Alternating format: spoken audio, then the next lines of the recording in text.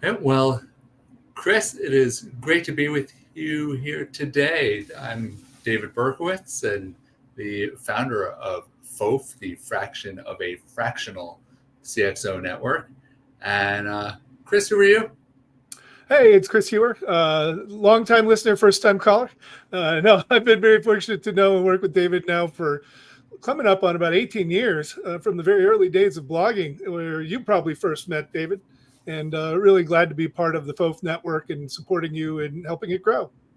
Amazing. Well, what would be possible without you and Harrison Wise, who's producing today, and so much of the FOAF team. As far as what you'll find here today, this is our first ever FOAF AMA. So, as you probably know, it's an Ask Me Anything series. So, feel free to ask us anything about fractional working, things we do, things we're seeing in the industry, just anything, right? Our favorite pets, uh, just about anything goes. Maybe not a few of the topics that bubble up on X these days, but everything else is fine. And so yeah, just a little bit more about what the FOAF is. FOAF, it's this, as mentioned, this fraction of a fractional CXO network. Sometimes you don't even need a full on fractional exec. You just need just the right amount to fill some kind of leadership gap, get your organization further along. It could be related to marketing or revenue, operations, strategy, HR. There are lots of different areas that we FOFers can fill, and we like to have a bit of fun doing it. So, want to get into some of the kinds of topics that we see bubbling up and some questions that often come our way. Um, but by all means, if you have any others, then we'll welcome hearing them. Well, David, let me get a little more clear. Oh, there we go. All right. What exactly are fractional executives and how do they differ from full time executives and freelancers? Yeah, well, it's been almost like a movement, like a kind of paradigm shift. And one of the things that I really like about all these different approaches in to fractional work, which I see as much more complementary to each other than competitive, is that it opens up new possibilities that really didn't exist before when it was just full time, maybe part time, and freelance. And if with fractional execs, in the best scenario, then we get to become part of a team, but in a more adjunct way and in a much scrappier way that lets us kind of plug in, keep an ongoing relationship, add value where we can, and do a bit of the work, right? This is not the best fit when you just need, say, someone for your board of advisors, but someone who can actually pitch in and help solve some of the core objectives that are top of mind for you, and and then be here for your team as needed. I mean, Chris, what do you see as Well, any key the differences? dynamics of the labor market itself has been changing fundamentally, consistently every day over the last couple of decades. Yeah. And of course, we've seen the flight of executives into independent consulting, hanging their own shingle. And so that's been a big trend going on. Then we had the gig economy rising. Now we've been seeing a great number of fractional executives come out. And I think the real difference between an independent contractor and a fractional exec is simply that they are embedded more within your team. Yeah. They have a better sense of being a stakeholder, not just a contractor who's there to get a job done and do it, but they actually care about your deeper interest.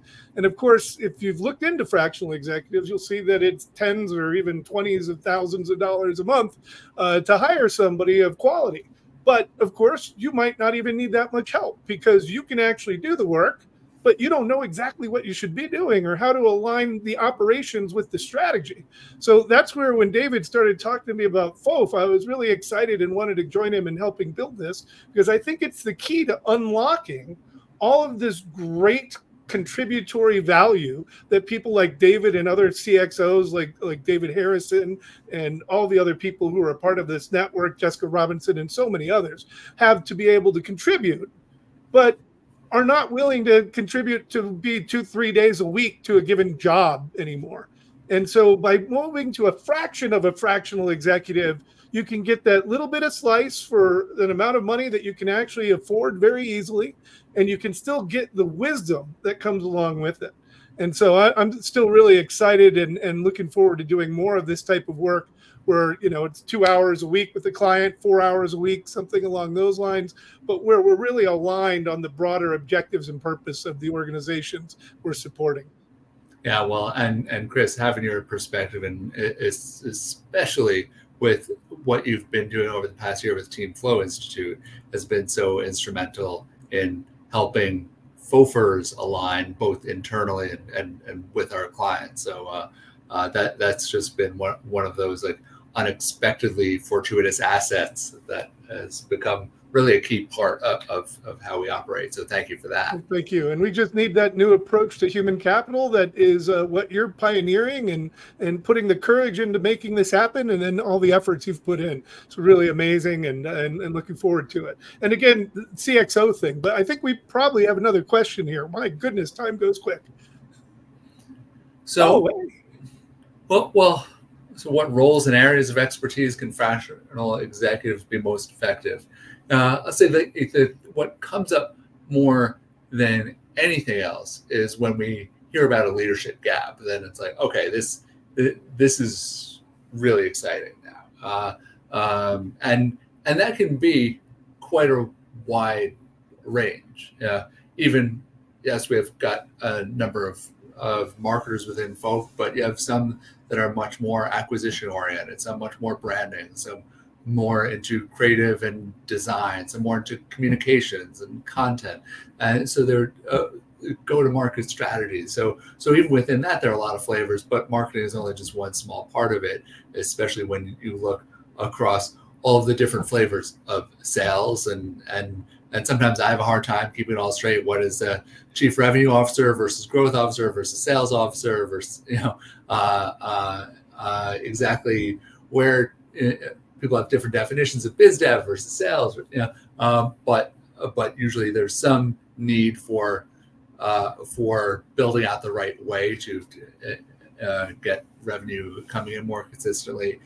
All strategy is also like, we've got a lot of FOAFers who fit into some flavor of a chief strategy officer, probably way more flavors than I even can appreciate and know are like on the menu. Operations is so key. Talent is huge, and I will say that, and I've had this conversation twice today alone, mind you, when it comes to what we're looking for as we build and grow FOAF, and that is diversity in every sense of the word, and diversity of experience. I think is one of the pieces that maybe not everyone talks about enough, right? Because the kinds of requests that come our way are increasingly varied. The more people we talk to, it's just the more that some are looking to fill very specific niches, and if we can have that covered, we can better speak their language and meet their needs. And so that means having people from less overlapping networks who bring just a whole wealth of other, just a whole wealth of wisdom, as you mentioned, Chris, to the fold. Yeah, and I really appreciate that, not everyone can be everything to everyone. But what is happening and that I'm seeing is that we're learning from each other, from our different disciplines and backgrounds. And we have over the years. A lot of actually FOAFers are former CEOs and founders of their own companies. And so they've been in that position of actually trying to direct it all. But that doesn't mean we're experts in everything. So able to find the right person, regardless of whether you call them a chief growth officer or a chief revenue officer, what is the real objective you're trying to accomplish? What is the real need? And then what is the gap that you don't have on your existing leadership team? Oftentimes we find that one of the primary opportunities is where you have a junior marketing or junior product team, or even maybe a junior, VP of engineering who just needs a little more senior guidance. And having somebody to be able to direct them with that experience that we can bring has been really helpful in changing the trajectory of the company and ultimately putting them in a better position to be successful. So there's a bunch of different things that can be done. The first question is what do you really have now? What are you trying to accomplish? And what is that gap? And whatever we decide to replace X with, that's fine, but we need to fill those needs first and foremost. Yeah. Oh, got a new question coming in. Can you discuss strategies for ensuring a smooth collaboration between a fractional executive and the existing leadership team? Chris, I'd love you to take first stab, especially as the founder of Team Flow Institute. This is right up your alley. Yeah, well, the first thing is really getting an alignment on what is it that we're trying to accomplish. But more than that, it's about purpose, yes. But it's about the clarity of the role. So that's where we look at that, what we call a gap and goal analysis, to identify where you're trying to go and what those gaps are between where you exist today and where you're going. But it needs to actually all be built on trust, right? So we have to be able to have that open communications. And we also need to really identify what is our North Star? What does success look like? And when we get all this stuff clear up front in the intake or onboarding process, to actually have the whole team on board with understanding what this is. I think one of the biggest things that I've seen go wrong on these things over the years is not working out loud. And by that, I mean that one person on the executive team, oftentimes the CEO founder, will decide they want to pursue a path like this and then not talk to the rest of the team about what they're trying to do. But if we're really going to make the engagement successful, that's one of the first steps, to make sure that the team understands why this person is being brought in as a fraction of a fractional executive and what their role is and how they're going to interact with another. The other thing that's really important is getting set up front to understand what we're going to need to know. How do we get into your different systems? What systems do you use? What is your primary cadence for meetings? What is your organizational culture like? And of course, not many organizations yet have a strong culture plan, but over the coming years, we hope to see that change.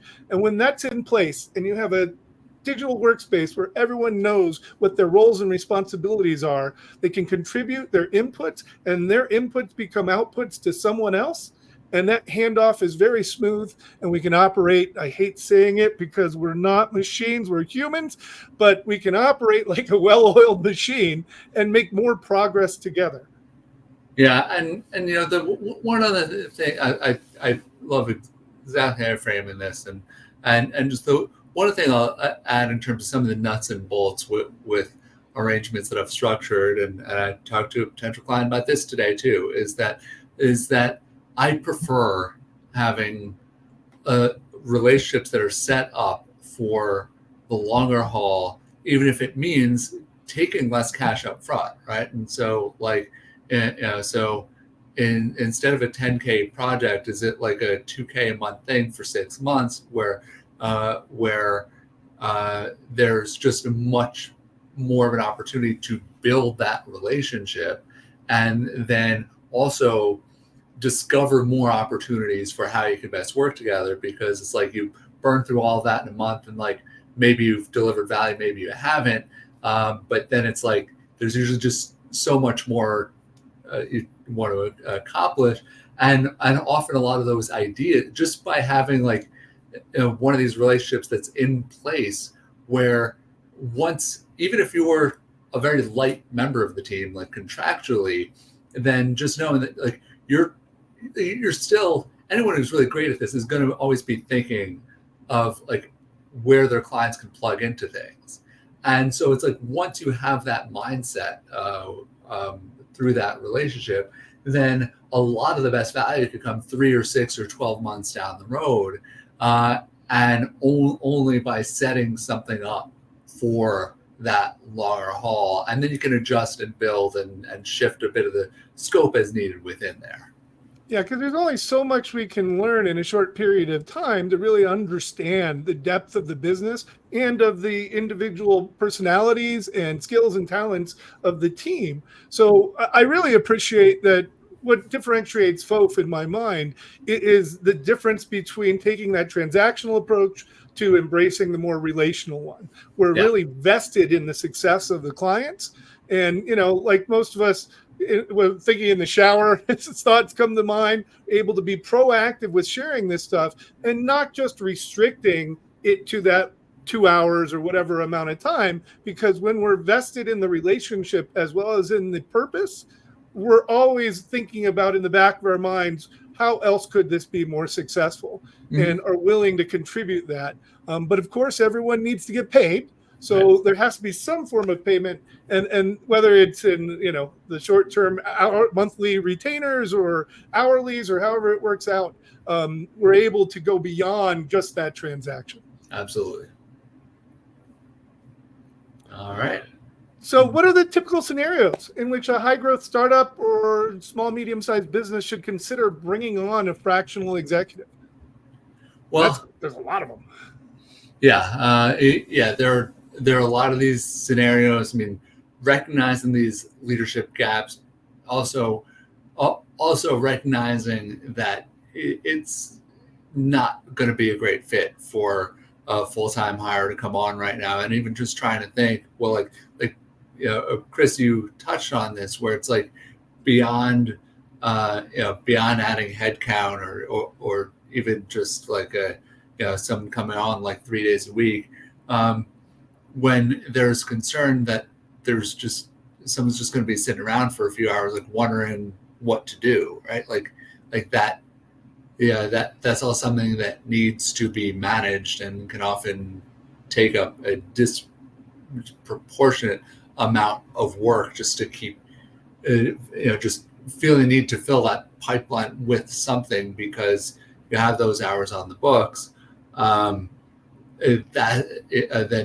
those are scenarios where having a fractional exec or a fraction-of-a-fractional exec can wind up being that right fit.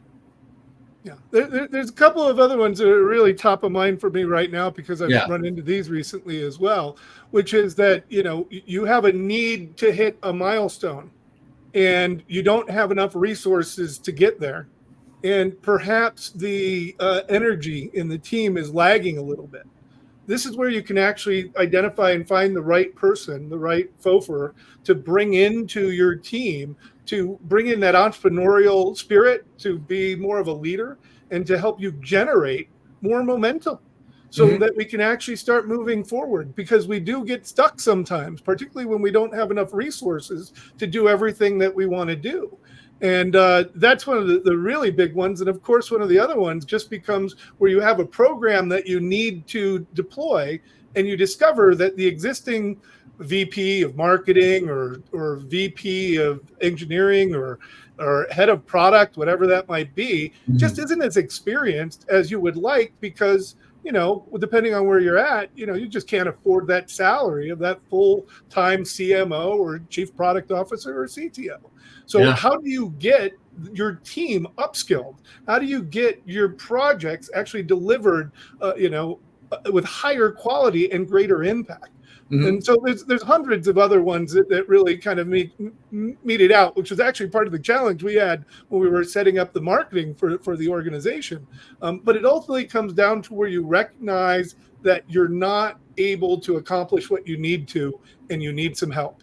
And able to find the right person to come in with that right information, who's willing to be vested in what you're doing and help to make it a success, that can change everything in the entire organization, not just in that one particular part of the company.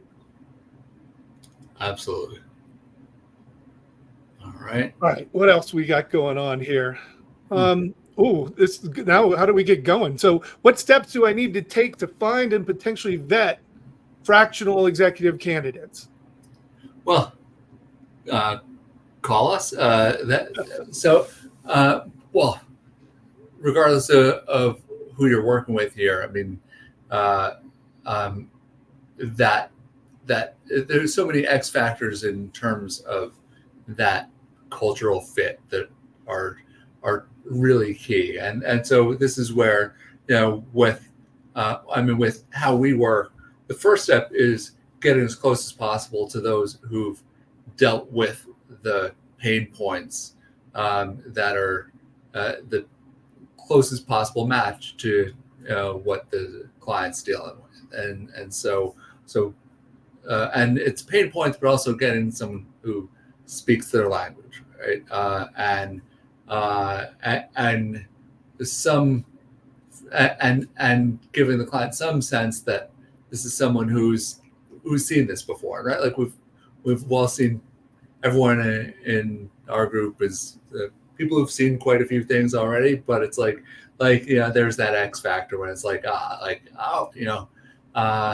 there's something we can build off of here, and but then as quickly as possible. I mean, there was a potential client I was talking to, and it's like they're just gonna like match me with the right person or whatever. I'm like I'm gonna give you some recommendations, and I'll let you know why they're the right recommendations for what your needs are. But like you really need to just get on the phone with them as quick as possible, because you're gonna know if this is someone you want to work with, right? Like you like that should be the deciding factor here. Yeah. And so we want to take care of some of that initial, first of all, should they even be part of this network to begin with, and let alone should they be working on a challenge like this. And but then that's one thing I have no say over, right? Like all the recommendations in the world, you spend 15-30 minutes on a Zoom or a call with them, like you'll know if this is someone you want to work with, ideally for the long haul in at least some capacity. Yeah, and one of the things I've appreciated about this since first starting to work with you on this back over the summer was the fact that you were really focused on the fit and on the matchmaking component of it, which starts, of course, with the who you let in, and then the network largely being comprised of the people that you've known, worked with over the years, and that you trust. And so with your public reputation over the past several decades, and with everyone who understands what a mensch you are, you've got a great network of friends, and many of them are now part of FOAF, and many of them are even new to me, which is really great to learn. But how it goes into that is actually a process we've been talking about now for the last couple of months, in trying to design a better process for that matchmaking. But it starts with really you getting that clarity. And if you get that clarity up front and you know what you need, or think you need at least, you might not have necessarily the right language at that, but at least from there we can work with it, we can talk about it. And with David's expertise and with the rest of the team, we can figure out who's got maybe the right industry experience to match with what you've got. Or again, as David said, who's seen this sort of challenge before, and we're able to get somebody in who has that sort of challenge and experience. But you still need to do your homework. You still need to go and look at what's their LinkedIn profile, who are they connected with, what are the sorts of things they've written about in the past, what do they share? And then through that conversation, I was just reading again about Steve Jobs' interview habits when he was at Apple. And he had the beer test that he did on top of everything else, because he felt the traditional interview was not going to be a way he could really know if somebody was an A-team talent. He wanted to know if he wanted to hang out with that person. So having that sense of connection, that this is someone you can trust, and kind of hitting it off with that energy, and having those energy wavelengths kind of come together, are also really important things. But it really starts with, knowing what you want, and then being clear about what you're going to need to invest yourself in getting it. Because as we said before, this isn't just a transaction where we can give you a magic bullet. This is a chance to improve your ability to collaborate and create value by bringing in somebody who could lift the overall team intelligence that you have at your organization. And by the way, it doesn't matter if you're a startup, scrapping it out with personal funding or angel funding, or if you're a startup inside a large organization, we have the right sort of people in our talent pool who are available to help you succeed. Well, love it. Well, thanks, Chris. And speaking of Chris's, we've got a question coming in from from Chris Symes, who's watched today. Thanks for tuning in. Are fractional roles restricted to CXO roles, or can they extend to subject matter expert roles too? Chris, what do you think? Well, again, I've never been much for titles. The first company I started in '94, my title was chief idea guy, right, or something like that. So titles are symbolic. It represents kind of the direction and the energy, and it's meant to convey to others what it is. So we're not title focused here on what we're trying to accomplish. It's really about that role and what is it that needs to be accomplished. So we don't need to come in and be called fractional CMO necessarily. That will be a fractional executive or again fractional CXO and keep it kind of vague. But yeah, oftentimes it is just the subject matter expert. And in fact, in some of these instances, I've been talking with people about joining just as an advisory board member, but contracted through FOAF because they're not ready to, hand out a lot of options and warrants and stuff like that yet and build a full advisory board because they can't even have the ability to manage it. They just don't have the bandwidth to manage it properly. So oftentimes it will be that subject matter expertise that you're trying to get first and foremost, as opposed to another sort of titular position filled in the organization to make you look more attractive to investors. But of course, that's a reasonable scenario as well. Yeah, David, what do you think?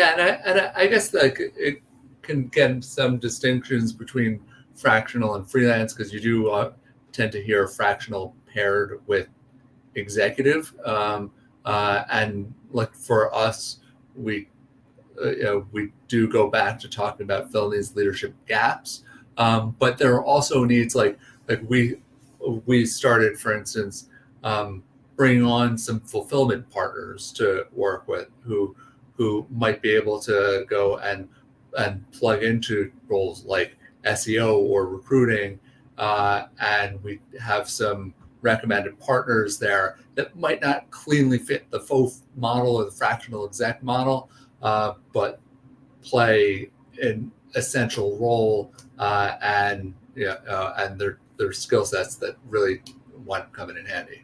Yeah, because one of the other parts of this is that your gap might not just be the leadership and the direction and the energy generation to get moving in that direction. It might be a full-on capability like SEO. And so having these service partners allows us to actually have trusted people who we know can do the work that we can bring along with us to fulfill some of those capabilities that you're also going to need in order to do this, which of course cuts down your time and investment in trying to find people you can trust and rely on to fulfill some of these key operational capabilities. Really, really awesome. I'm glad you were doing that. Okay, another question. Thanks, Chris, by the way. Really appreciate the question. Very, very cool. How should leadership measure the ROI of a fractional executive's involvement? Well, it's a big question, right? And so some of it comes down to return on time, right? Some of it's going to be very subjective in terms of, do you just feel this impact that someone's making as part of the team? Like for me, one of the most validating experience I had doing fractional work was with a company called FOAF. And so they had an offsite, that pretty small leadership team. They had a few folks meeting up in person. They wanted me as the one insider outsider there, right? And so it was like less about specific ROI and more that I could bridge some of those gaps between what they're thinking about internally and what could work in the market. And actually during that offsite, we fleshed out what a product would be that is the next major offering from FOAF that they've been rolling out more widely. And it's like it all came from us being together there in person. So the actual ROI of that product, for instance, may be a year off before we know exactly what it contributes to the bottom line. but already there's that sense of value that thesis CEO Zach Rosga will talk about all day long. Yeah, that's actually one of the hard things here, because when we're talking about the fraction of a fractional contribution, you really are talking about maybe a couple hours a week, and in some cases even only an hour a week. So what can be done in that time? Well, there's actually a lot. There is the matter of decision making, of being able to make decisions quicker so you can actually move to get more progress. There's, of course, specific ROIs on projects in terms of identifying what area of operations are you putting the person into. There's, of course, some soft benefits to it, like the upskilling of your talent, of being able to solve problems that your talent might otherwise not be able to solve. I've seen plenty of times where I've been, kind of mentoring or leading a product team where the engineers or the development people are actually stuck trying to solve for something, and literally they just aren't thinking about going to search on a forum to go find the answer. And I'm able to go in and find that answer for them in the course of 5 to 10 minutes and resolve whatever it is that they've been already spending 5-6 hours trying to figure out, by just pointing them at the right resource. So there's all sorts of ways, but you can't just pass up on the soft contribution of it. And in fact, when I was working at a Big Four consulting firm, I wrote a big paper on the idea of non-financial value, which led me to being sort of a human capitalist and looking at these sorts of models and how we can contribute in other ways that aren't directly shown on the balance sheet. But there are direct balance sheet impacts that can be made, and certainly more to talk about there. All right, we got a couple more questions, and then Nice. We'll go a couple more minutes after, because we got a few more. And let's start with this one. David, how do fractional executives, how do FOAFers establish trust and credibility with existing team members and stakeholders during the limited engagement that they have with them? Yeah, well, I think so much of it is just, one of the things that's really hard to teach is that client first sensibility, and being that client partner. And I think it's looking for those wins where they know that you're really looking out for them. And a lot of that is just also, it's comes down to being a great listener too, and wanting to listen to as much as one possibly can at the outset, right? If your main client data is CEO and you're coming in more of a CMO role, then what's keeping the CRO up at night? What's keeping the COO or the kind of equivalent team leads in those cases? Can you get a sense of what those pain points are? I'd say a big part of it is just doubling down on that value as the insider outsider. Yeah, it's so key, where especially as you become part of the team, right, part of the tribe, but bring that outside perspective from other work you're doing, other things you're seeing, from your 20, 30, 50 years experience that you're bringing in there, and helping connect some of those dots. I think that winds up going such a long way. Yeah, and from that, there's a leveling up of the whole team that comes without the arrogance. It's through the contribution of value. And to your point, David, the listening and the empathy there is where that kind of starts. Again, that's something that I see throughout your network, and that I've known from everyone else I know that we have as mutual colleagues. Hundreds and hundreds of colleagues that we share from around the world have similar sorts of values. But the credibility is established from speaking truth, from coming in and doing that in such a way that it can be understood without feeling necessarily too heavy. Now, every conversation is a little bit different, and every situation requires this little different need of maybe a little more tough love versus soft love and that sort of things. But that credibility is established from who they are, first of all, and how they present themselves, how they show up into the meetings with the team members and how they deliver on their work when they said they would be delivering on it. And that consistency really, really sets it apart.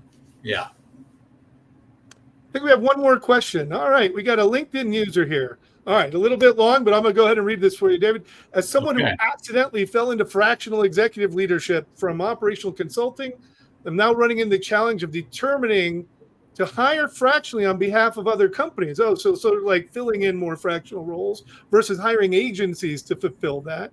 I've seen success in creating supporting fractional executive teams in some cases.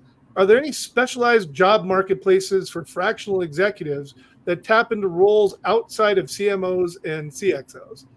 Oof, that's a lot. But let me synthesize it, because I've seen a couple of these teams too, where there's been like a CEO founder or a pair of co-founders who doesn't want to invest in a whole executive leadership team, but they need that advice to get running, to get off the ground, to actually start building the company, to start vetting perhaps some of the more junior hires who they can afford to actually do the work. I don't have any off the top of my head other than what we're doing here. And, that's a potential direction we've talked about exploring, David. So I don't know of any. What are your thoughts, or what have you seen out there in regards to, providing teams of fractional executives as opposed to a singular person? Yeah, well, and it is like trying to get into that sweet spot between the agencies and individuals. On our end, some things that wind up happening is that we have a team lead who then goes and brings on the relevant parties from this group. I haven't seen a lot of that. I mean, there's definitely a number of other fractional CXO marketplaces, but broader job marketplaces, I'm not really sure, but these models are evolving quickly, and it's just a lot of fun building out this this flavor of it. I have seen lately even that there are the big guys out there in consulting and elsewhere who have similar sorts of outfits now that are doing this sort of fractional thing. But again, you're still paying for a lot of agency overhead. And so something to look at. But I think we're going to continue to see the labor market evolve in this way. And, eventually, it looks like, at least in the view of several people that I've talked to, that we're heading to a world without jobs. where a lot of people across all the professional industries, not just driving and delivery services, are going to be essentially fractional in some way or another, and sort of gig working. And so we're going to see how this plays out. And there's a lot of those opportunities, but definitely believe in the team building and the ability to bring along great talent whenever you can.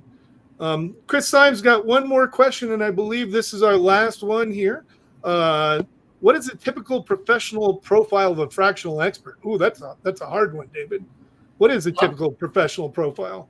It's a hard one, and a lot of it comes down to values. But I'll give a specific example of something that's admittedly a proposal I actually need to finish writing now.